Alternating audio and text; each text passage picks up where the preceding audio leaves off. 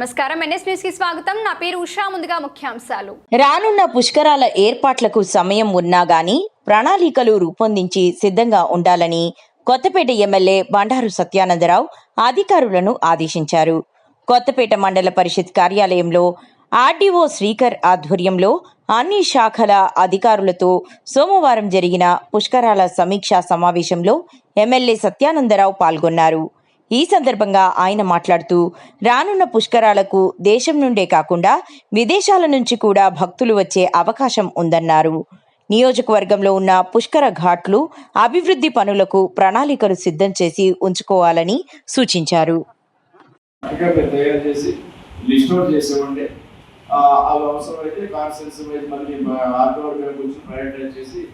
ఒక డిపిఆర్లో ఉండాలి. అంటే ఏ డిపార్ట్మెంట్కి ఆ డిపార్ట్మెంట్ మీరు కరెక్ట్గా ఇవ్వండి. ఎస్టిమేట్, అది బిగినింగ్ ఎండింగ్, దానికి సరిపడా ఎస్టిమేషన్ ఎడిషనల్గా కాకుండా చేసి మనం కోరుతున్నాను.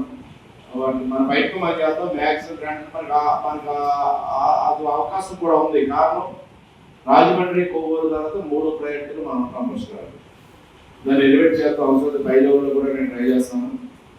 పేరుతోనే కొన్ని పనులు మన నియోజకవర్గంలో అభివృద్ధి కార్యక్రమాలు చేసుకోవడానికి ప్రజలకు ఉపయోగపడే అవకాశం ఉంటుంది. దీన్ని అధికారులు సహకరించాలి.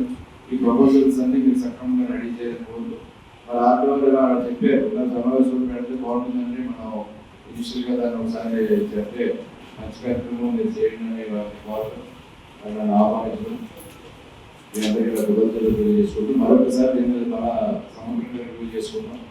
నాకు ఈ అవకాశం ఇచ్చినందుకు పెట్టామని లేదా నెట్వర్క్స్ వాళ్ళు కంపెనీ డీ గారు వచ్చారు, అలాగే వశిష్ఠ డీ గారు వచ్చారు, జేఈస్ కూడా ఉన్నారు, బిఆర్ డీ గారు ఉన్నారు, ఆర్డబ్ల్యూస్ కూడా ఉన్నారు. ఇక అందరూ కూడా కోఆర్డినేట్ చేసుకుని ఇంకా రెవెన్యూ వారు, పంచాయతీ వారు అలాగే బాధ్యత రేపు ఎడ్యుకేషన్ వాళ్ళు ఉంటారు. ఇక్కడ మన బాసు గారు మీ అందరూ 2003, 2015 అప్పుడు చంద్రబాబు నాయుడు గారు ముఖ్యమంత్రి ఉండగానే జరిగాయి. దురదృష్టం రాజమండ్రి చిన్న సంఘటన చాలా గొప్పగా విజయవంతం అయ్యాయి. మరి దాన్ని మించి ఎక్స్పెక్టేషన్స్ ఉన్నాయి. ఇక్కడ కుంభమేళాకి మన ప్రాంతం నుంచే పెద్ద ఎత్తున తరలి వెళ్ళారు. అదే పరిస్థితి మనకి నార్త్ నుంచి కూడా మన సౌత్కి, మన గోదావరి కృష్ణాలకి ಹೆಚ್ಚು సంఖ్యలో వస్తారనేది ఒక అంచనా. దానికోసం ఇక్కడ సమయం ఉంది.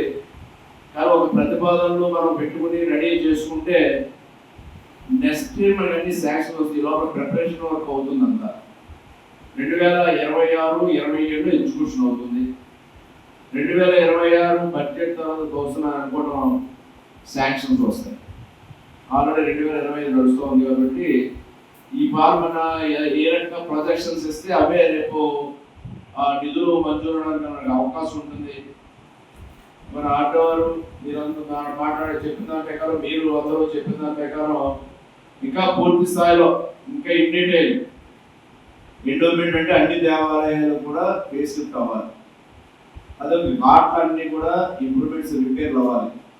కొత్త ఘాట్లు ఎక్కడ నీళ్ళు ఉన్నాయో అక్కడ ఎక్స్టెన్షన్, పాత ఘాట్లు ఏమైనా ఇంకా క్రౌడ్ గత ఎక్స్పీరియన్స్ బట్టి ఇంకేమైనా పెంచాలంటే పెంచుకోవడం. చిన్న గ్రామాల్లో ఏదో విధంగా ఘాట్ ఏర్పడి పూర్వం రోజులు కాదు, పూర్వం అయితే గుడిలో వెళ్ళి ఏమీ లేకపోయినా కూడా వెళ్ళిపోయి మొగాళ్ళతో వెళ్ళిపోయి స్నానం చేశారు. అప్పుడు ఘాట్లు లేనప్పుడు స్నానం చేశారు, అప్పుడు పుస్తకాలు జరిగాయి. కానీ ఇప్పుడు కారణం కూడా నాగరికత పెరిగింది. ఇది ఒక ప్రత్యేక అంటే ఉండే కొద్ది కూడా ఇంకా పెరుగుతోంది. గతంలో చూస్తూ ఉంటే ఇప్పుడు ఇంకా ఆస్పిసియస్గా పవిత్రంగా భావిస్తూ ఇంకా ఎక్కువ మంది పాల్గొంచుకుంటారు. దానికి తగ్గట్టుగా మనం చెయ్యాలి. ఇంకా ప్రధానమైన బాధ్యత మన మీద ఉంది. ఒకటి రాజమండ్రి, గోదావరి అది మెయిన్ హబ్ అయితే అఖండ గోదావరి మనకి రాజమండ్రిలో గోదావరి స్ప్లిట్ అయ్యి అక్కడి నుంచి గౌతమి, వశిష్ఠ, వైద్య, గౌతమి రకరకాలుగా బాయిలు కానీ విడిపోయింది మన కోనసీమ ప్రాంతం. అందులో మనకు వచ్చేసరికి 2 బండ్లు మధ్యలో మన నియోజకవర్గం ఉంది. అటు వెళ్తే గౌతమి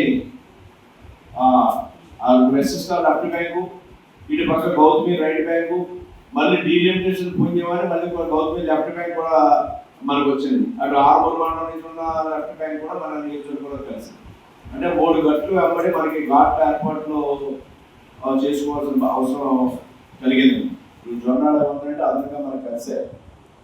ఎంచేత ఘాట్ ఏర్పాటు శానిటేషన్ ఆర్డబ్ల్యూఎస్ వాళ్ళు చెప్పారు, వాళ్ళు శానిటేషన్ సంబంధించిన విషయాలు, అలాగే ఎలక్ట్రిసిటీకి సంబంధించిన విషయాలు, పిఆర్ఓ చెప్పిన అప్రోచ్ రోడ్లు, ఇవన్నీ కూడా ఇవాళ పుష్పాలతోటి గ్రాంట్లు తెచ్చుకొని చేసుకుంటే భవిష్యత్తులో ప్రజల అవసరాలు తీర్చడానికి ఉపయోగపడతాయి. అంటే ఒక రోడ్డు వేసుకుంటే ఆ రోడ్డు పుష్పాలకి వేస్తే పుష్పాలతో పోవాలి, మళ్ళా పుష్పాల దాకా కూడా ఉంటుంది ఆ రోడ్డు, మరి ప్రజలకు ఉపయోగపడాలి. గోదావరి వెళ్ళడానికో లంక గ్రామాల రైతులు వెళ్ళడానికో ఇలాంటి కొన్ని ప్రదర్శనస్ మనకు ఒక ఇండికేషన్స్ దగ్గర వచ్చేది తెలిస్తే కానీ మనం అన్ని రకాల ప్రపోజల్స్ కూడా అన్ని శాఖలు అన్ని డిపార్ట్మెంట్లు రెడీ చేసి పెట్టుకుంటే దాని నిధుల వెసులుబాటు బట్టి మనం ప్రయారిటీ వైజ్ చేసుకుని అప్పుడు వల్ల శాంక్షన్స్ ని మనం కృషి చేసుకోవచ్చు. మీ అందరినీ ఇక్కడ ఏది మిస్ కాకుండా అన్ని శాఖలను కోఆర్డినేట్ చేయండి. నియోజకవర్గం యాజ్ యూనిట్ గా ప్రయారిటీ రావాలి. A grade, B grade, C grade కూడా ఘాట్లు ఉంటాయి. గతంలో ఏవి అనుకుని ఘాట్లు కూడా బ్రహ్మాండంగా నేను 2015లో చూశాను. 15లో చూసినప్పుడు నల్లాడ ఘాట్ అంత ఎక్స్పెక్ట్ చేయలేదు. అనుకోకుండా ఎక్కడైతే క్రౌడ్స్ వెళ్ళి వాళ్ళందరూ. అలాగే గోపాలపురం ఘాట్ కూడా చూశాను. గోపాలపురం కూడా ఎక్కడో లోపలికి ఉంది. ఆయన ఇక్కడ బస్సు వేసుకుని గోదావరి ఒడ్డు దాకా కూడా కిందకి దిగిపోయి బస్సు వేసుకుని ఆ వాటర్ ఎక్కడ ఉంది అక్కడ దాకా వెళ్ళిపోయి అక్కడే చిన్న చిన్న నీరున్నా కూడా